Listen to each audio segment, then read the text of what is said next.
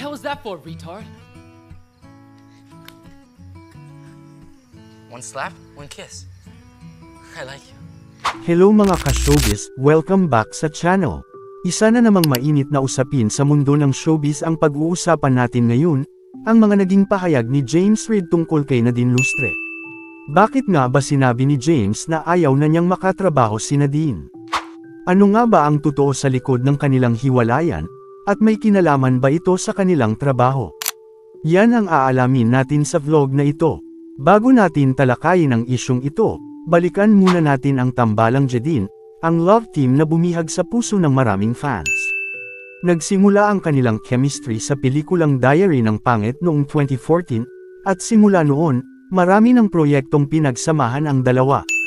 Kasabay ng kanilang mga projects, umusbong din ang kanilang real-life romance, na mas lalong nagpakilig sa kanilang fans.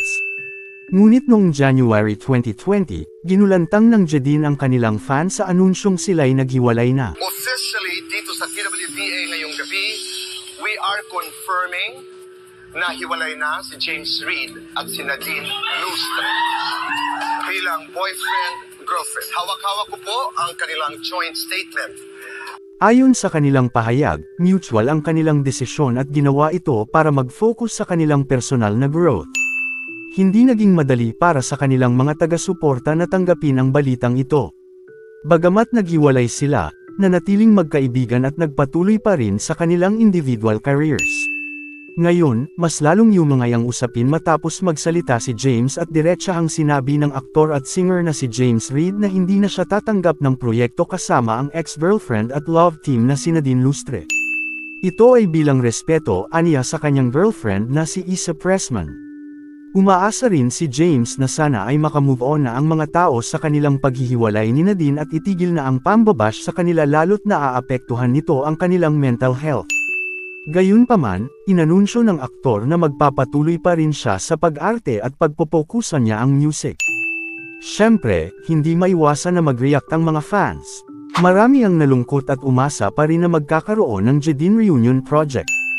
Pero may mga sumuporta rin sa desisyon ng dalawa, sinasabing ito na ang tamang panahon para sa kanila na mag-grow bilang individual artists. Kung anuman ang tunay na dahilan, mahalaga na nirerespeto natin ang mga desisyon ni na James at Nadine. Sa huli, bilang mga fans, dapat nating ipagdiwang ang kanilang mga individual achievements at suportahan sila sa kanilang bagong landas. Tila natapos na nga ang isang yugto ng Jadine, pero ang legacy ng kanilang love team ay mananatili sa puso ng kanilang mga tagahanga.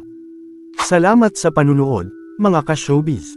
Don't forget to like, share, and subscribe para sa mas marami pang mga balita at usapin sa mundo ng Pinoy showbiz. Hanggang sa susunod, maraming salamat sa panunood.